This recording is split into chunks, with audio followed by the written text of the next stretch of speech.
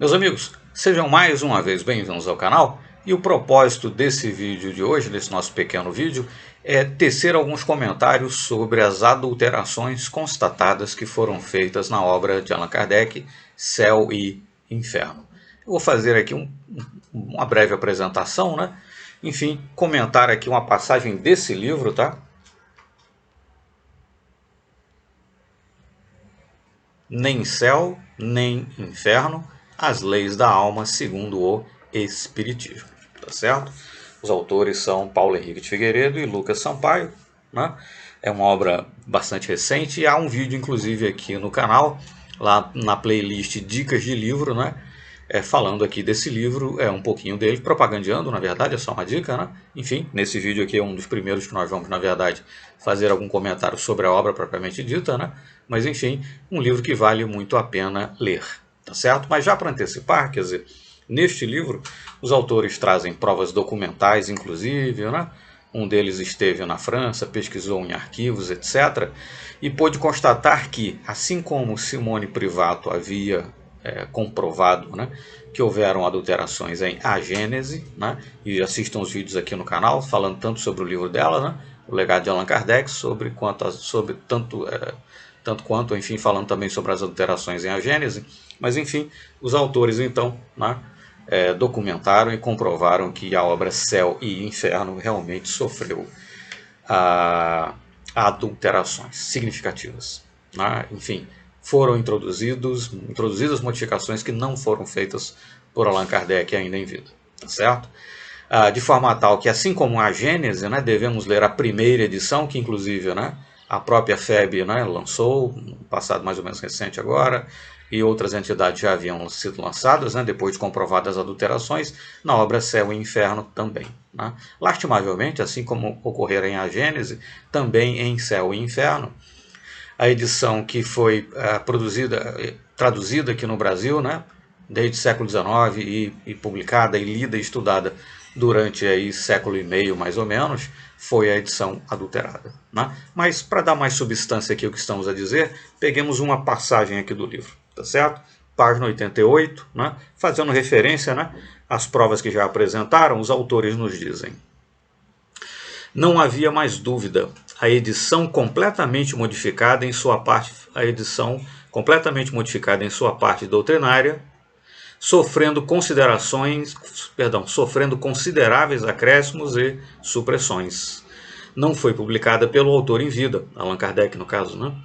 Sendo legalmente uma adulteração, como também ocorreria com a Gênese.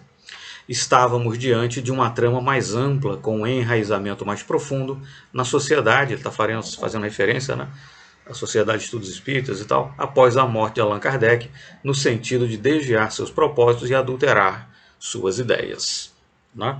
E como um exemplo específico, né, só para ilustrar, quer dizer, das adulterações, né, que ocorreram, veja-se o seguinte, né?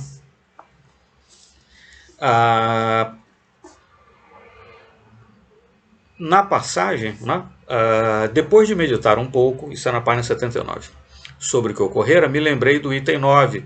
Bom, está fazendo referência aqui ao Céu e Inferno, tá certo? Capítulo 7, primeira parte, Código Penal da Vida Futura. E lá está afirmado que toda falta cometida é uma dívida contraída que deverá ser paga nas reencarnações seguintes.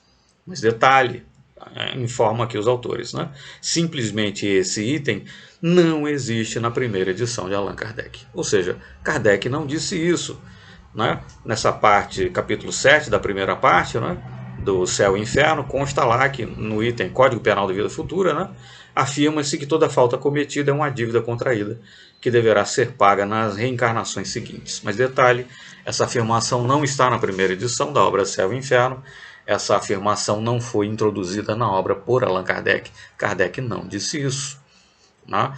Então, durante cerca de século e meio, né, nós aqui no Brasil, talvez outras pessoas em outras partes do mundo, né, que também estudaram, né, a quarta edição de Céu e Inferno, tinham isso como verdadeiro, como um ensinamento de Kardec que veio, né, através dos espíritos superiores, etc., consultados, etc., mas não foi o caso, não é o caso, né? Kardec jamais disse isso, enfim, né?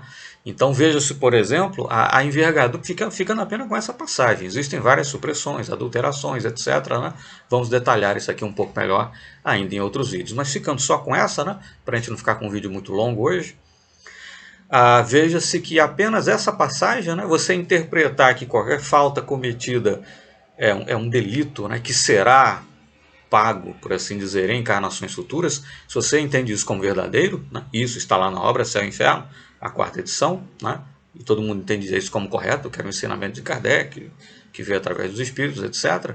Bom, o sentir e o pensar e o interpretar da doutrina espírita é um. Se você não entende isso como verdadeiro, a interpretação, evidentemente, é outra. E detalhe, Kardec jamais disse isso, como bem lembraram aqui os autores, né? Que compararam a 1ª edição com a 4ª, etc. Enfim. Então veja-se apenas dessa passagem, né? Só o quanto isso representa em termos de modificação, de entendimento doutrinário e de perspectiva de como será a vida futura, se você leva isso em consideração como verdadeiro ou não. Mas se você entende que isso, né, digamos, é um ensinamento obtido por Kardec através dos espíritos ou não, né? Veja-se que apenas essa adulteração por si já é bombástica, né? E existem outras mais. Tá certo? Mas enfim, fica aí a dica, a informação, né? Se você vai estudar essa obra Céu e Inferno, use a 1ª edição, né? Que a essa altura, acredito que a Fundação Espírita André Luiz, né, já tenha editado, né, e talvez a FEB também o faça, enfim, busque lá também, assim como no caso da Gênese, busque para estudar a 1ª edição de Céu e Inferno, porque realmente aquela que houvera sido estudada, né, durante cerca de século e meio no Brasil, está cheia de omissões, adulterações e, como essa que eu mostrei aqui, adulterações significativas, né, enxertias que foram feitas pondo na boca de Kardec palavras que ele jamais disse, que alteram profundamente, né, o entendimento doutrinário da doutrina espírita. Tá certo? Então, fica aí essa dica, fica essa informação. Recomendamos mais uma vez o livro, tá certo? Mas recomendamos, sobretudo, se você for estudar Céu e Inferno, tenha certeza que você está estudando a 1ª edição, porque a 4ª, aquela que infelizmente durante cerca de século e meio estudou-se aqui no Brasil, está fortemente adulterada, inclusive, com esse exemplo aí que utilizamos, né? Com alterações que realmente distorcem por completo o entendimento da doutrina espírita. Tá bom? Muito obrigado, ficamos por aqui. Se o vídeo lhe foi útil de alguma forma, se inscreva no canal, deixe seu like, etc. Nos ajude, né, a divulgar cada vez mais e melhor a maravilhosa doutrina dos espíritos. Muito obrigado e por hoje é só.